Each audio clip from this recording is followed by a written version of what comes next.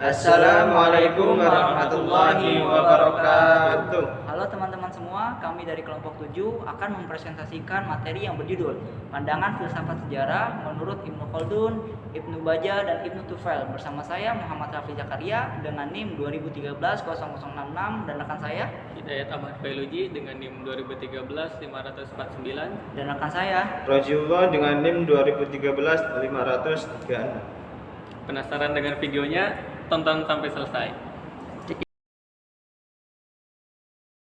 Oke, jadi yang pertama itu adalah pandangan Ibnu Khaldun tentang filsafat sejarah Islam.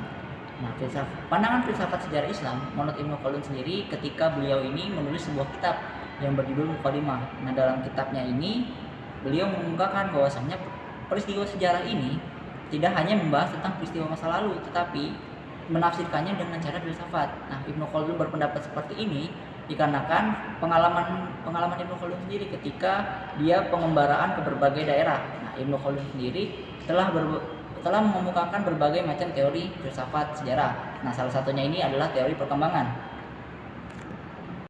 Sebagai seorang filsuf sejarah, Ibnu Khaldun telah membaca perkembangan dari masa ke masa. Nah, hasil dari bacaan masa ke masanya adalah dia mengenali salah satu daerah di Afrika Utara. Nah, dengan fokus utamanya adalah suku Barbar. Suku Barbar sendiri adalah salah satu suku asli dari wilayah Afrika Utara hingga ke Mediterania. Nah, suku ini telah ada sejak zaman nomaden. Nah, zaman nomaden ini adalah zaman di mana ketika manusia tidak memiliki perkembangan. Nah, zaman nomaden ini hidupnya selalu menyatu dengan alam. Contohnya seperti mencari makan di alam, terus berburu, dan untuk tempat tinggal sendiri mereka ini berpindah-pindah sesuai dengan kebutuhan mereka. Atas pemikiran tersebut, Ibnu Khaldun berpandangan bahwasanya zaman nomaden ini akan berakhir ketika manusia telah menciptakan sebuah pemukiman. Nah, pemukiman ini akan membentuk sebuah negara. Nah, terbangunnya sebuah negara ini dilatar belakangi adanya rasa persatuan antar suku oleh Ashabiyah. Nah, menurut Ibnu Khaldun, Ashabiyah berarti hubungan darah atau kekerabatan, yaitu akan berguna ketika kita dapat menjalin kerjasama terhadap orang yang memiliki relasi dengan kita. Tetapi Ashabiyah ini juga dapat berarti vitalitas suatu negara yang dapat mengukur kokohnya suatu negara dari kekerabatannya. Menurut Ibnu Khaldun, suatu negara akan berakhir pada 4 generasi. Nah, 4 generasi ini adalah, yang pertama itu ada generasi sang pendiri, yaitu generasi awal, orang-orang yang masih memiliki rasa persatuan, di mana kekerabatan yang paling dasar telah terbentuk. Nah, yang kedua ini ada generasi anaknya. Generasi anaknya ini adalah generasi yang diajarkan oleh ayahnya dulu, atau generasi sang pendiri. Meskipun diajarkan langsung oleh bapaknya, namun keahlian yang didapati lewat studi teori ini akan berbeda dengan keahlian diketahui lewat praktiknya langsung. Yang ketiga ada generasi selanjutnya. Nah, generasi selanjutnya ini akan terbiasa meniru segala hal yang dilakukan oleh generasi sebelumnya. Yang terakhir ada generasi terakhir inferior, yaitu generasi sebelumnya, tetapi dia memahami bahwa bangunan ini dari kejayaan bangsanya, tetapi ia membayangkan bahwa bangunan tersebut tidak diraih berdasarkan usaha dan pengaplikasiannya, melainkan dikarenakan nasab keturunannya. Tokoh yang kedua yaitu Ibnu Bajjah. Ibnu Bajjah memiliki nama asli yaitu Abu Bakar Muhammad bin Al-Saih. Ibnu Bajjah lahir di kota Zaragoza pada abad ke-11 Masehi. Tahun kelahirannya yang tidak pasti diketahui. Ia menghabiskan masa mudanya di Seville, Granada, dan Fez. Menulis beberapa risalah tentang logika di kota Seville pada tahun 1118 Masehi. Ibnu Bajjah bukan hanya seorang filsuf, tapi juga seorang ilmuwan yang menguasai berbagai macam disiplin ilmu pengetahuan seperti kedokteran, ilmu astronomi, musikus, dan matematika. Hal ini dibuktikan karena pada masa abad pertengahan belum terjadi pemisahan antara buku sains dan buku filsafat, sehingga seseorang yang mempelajari salah satunya terpaksa bersentuhan dengan yang lain. Ia juga aktif dalam dunia politik, sehingga Gubernur Zaragoza Daulat al-Murabit Abu Bakar bin Ibrahim al-Sarawi mengangkatnya menjadi wazir. Pemikiran-pemikiran Ibnu Bajjah. Pemikiran yang pertama yaitu metafisika. Menurut Ibnu Bajjah, segala yang ada terbagi dua, yaitu yang bergerak dan tidak bergerak. Yang bergerak yaitu sifat finiti, terbatas. Gerakan terjadi dari perbuatan yang menggerakkan terhadap yang digerakkan. Gerakan ini digerakkan pula oleh gerakan yang lain. Yang akhir rentetan gerakan ini digerakkan oleh penggerak yang tidak bergerak.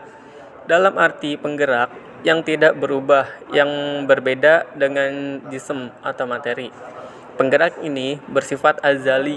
Gerakan jism mustahil timbul dari substansinya sendiri sebab ia terbatas. Oleh karena itu, gerakan ini mesti berasal dari gerakan yang infinity atau tidak terbatas, yang oleh Ibnu Bajjah disebut dengan akal. Pemikiran yang kedua yaitu materi dan bentuk. Ibnu Bajjah menjelaskan pernyataan ini menolak asumsi bahwa materi itu tidak bereksistensi tanpa adanya bentuk, sedangkan bentuk bisa bereksistensi dengan sendirinya tanpa harus ada materi. Ibnu Bajjah berargumen jika materi berbentuk, ia akan terbagi menjadi materi dan bentuk, dan begitu seterusnya. Ibnu Bajjah menyatakan bahwa bentuk pertama merupakan suatu bentuk abstrak yang bereksistensi dalam materi yang dikatakan sebagai tidak mempunyai bentuk. Pemikiran yang ketiga yaitu jiwa. Jiwa menurut Ibnu Bajjah adalah jauhar rohani, akan kekal setelah mati. Di akhirat, jiwalah yang akan menerima pembalasan, baik balasan kesenangan maupun balasan siksaan. Akal daya berpikir bagi jiwa adalah satu bagi setiap orang yang berakal. Ia dapat bersatu dengan akal fal yang di atasnya dengan jalan makrifat filsafat. Filsafat Ibnu Bajjah tentang jiwa pada prinsipnya didasarkan pada filsafat Al-Farabi dan Ibnu Sina. Pemikiran keempat yaitu akal dan makrifat.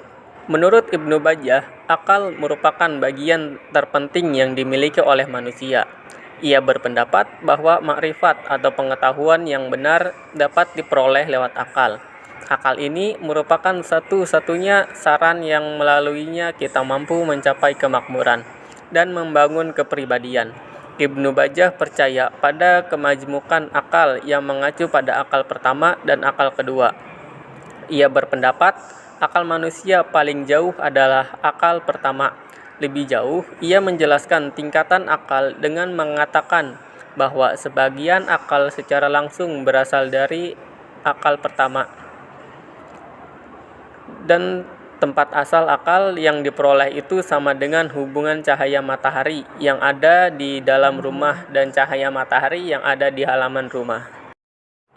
Pemikiran yang kelima yaitu akhlak. Ibnu Bajjah membagi perbuatan-perbuatan manusia kepada dua bagian. Bagian pertama ialah perbuatan yang timbul dari motif naluri dan hal-hal lain yang berhubungan dengannya, baik dekat ataupun jauh. Bagian kedua ialah perbuatan yang timbul dari pemikiran yang lurus dan kemajuan yang bersih dan tinggi. Bagian ini disebut perbuatan-perbuatan manusia. Pangkal perbedaan antara kedua bagian tersebut bagi Ibnu Bajjah bukan perbuatan itu sendiri, melainkan motifnya. Untuk menjelaskan kedua macam perbuatan tersebut, ia mengemukakan seseorang yang terantuk dengan batu, kemudian ia luka-luka. Lalu ia melemparkan batu itu. Kalau ia melemparnya karena telah melukainya, maka ia adalah perbuatan hewani yang didorong oleh naluri kehewanannya, yang lebih mendiktekan kepadanya untuk memusnahkan setiap perkara yang menanggungnya.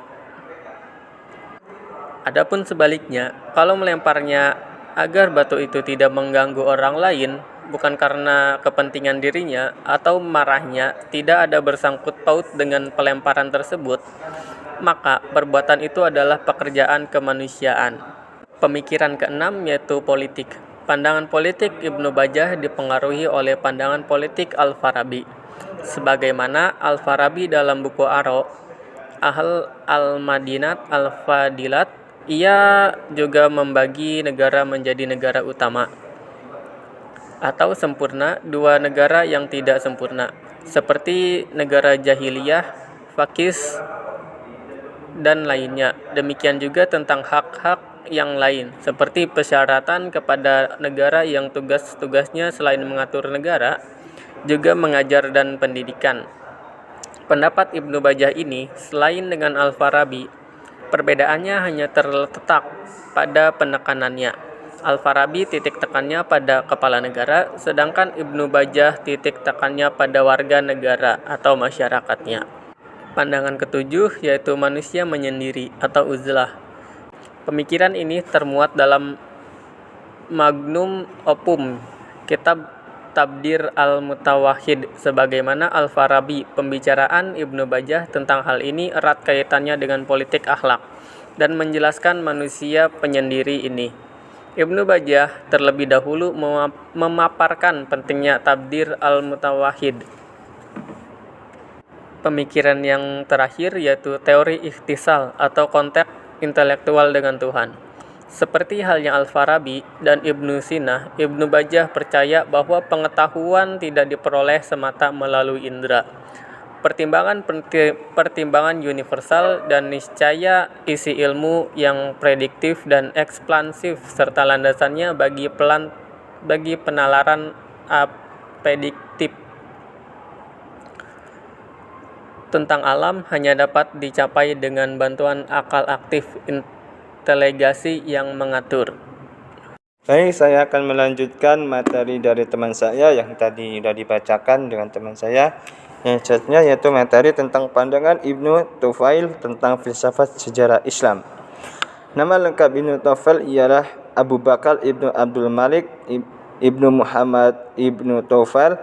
Ia dilahirkan di Guadix, Arab Wadi, Provinsi Granada, Spanyol pada tahun 506 Hijriah sampai 1110 Masehi. Dalam bahasa Latin, Ibnu Tufail populer dengan sebutan Abu Bakar. Pada masa Khalifah Abu Yaqub Yusuf, Ibnu Tufail mempunyai pengaruh yang sangat besar dalam pemerintahan. Pada pihak lain, Khalifah sendiri mencintai ilmu pengetahuan dan secara khusus adalah berminat filsafat serta memberikan kebebasan berfilsafat. Sikapnya itu menjadikan pemerintahan sebagai pemuka pemikiran filosofis dan membuat Spanyol seperti dikatakan Eropa sebagai tempat kelahiran kembali negeri Eropa. Kesibukan di pemerintahan yang sedemikian padatnya membuat Ibnu Tufail kurang produktif, yaitu dalam dunia penulis dan dunia menulis. Namun beberapa tema sempat ditulisnya, misalnya kedokteran, astronomi, dan filsafat. Dari sekian buah karyanya, Risalah Hai Ibnu Yazafil Asra Al-Hikmah Al-Masyrikiyah adalah yang termasyhur. Kitab ini mempresentasikan pemikiran inti Ibnu Tufail dalam ranah filsafat. Ya, kita lihat dari secara seksama dari usaha yang ingin dibangun oleh Ibnu Tufail atas karya monumentalnya tentang Hai bin Yaqut, terlihat bahwa secara hakiki usaha besarnya adalah menunjukkan warna pemikiran kefilsafatan yang bermuaskan prinsip-prinsip ketimuran. Dalam kaidah ini adalah filsafat Islam. Baik, kan tadi saya sudah membicarakan tentang Khalifah sendiri menyukai sains dan sangat menyukai filsafat, membiarkan filsafat bebas. Jadi sini sedikitnya saya akan menerangkan, yaitu kenapa sih Khalifah sendiri ini sangat menyukai filsafat dan membiarkan filsafat itu bebas. Karena sangat penting untuk diingat bahwa setiap individu memiliki preferensi dan minat yang berbeda. Alasan mengapa khalifah atau siapapun menyukai filsafat mungkin berbeda dari orang lain gitu ya. Yang penting itu untuk memahami bahwa filsafat adalah bidang yang luas dan inklusif, dan alasan seseorang tertarik padanya dapat bervariasi. Yang selanjutnya yaitu filsafat bebas atau free will adalah konsep dalam filsafat yang menyatakan bahwa individu memiliki kebebasan untuk membuat pilihan dan bertanggung jawab atas tindakan mereka.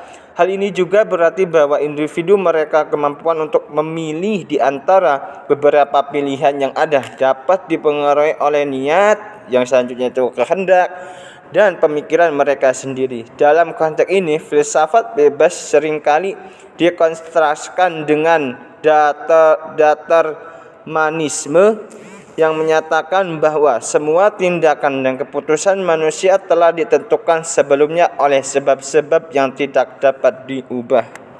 Dan juga khalifah ini sangat mengacu pada istilah kepimpinan dalam Islam. Namun dalam konteks yang tidak memberikan informasi lebih lanjut tentang identitas khalifah yang Anda maksud, saya tidak dapat memberikan informasi spesifik mengenai sikap khalifah terhadap filsafat bebas.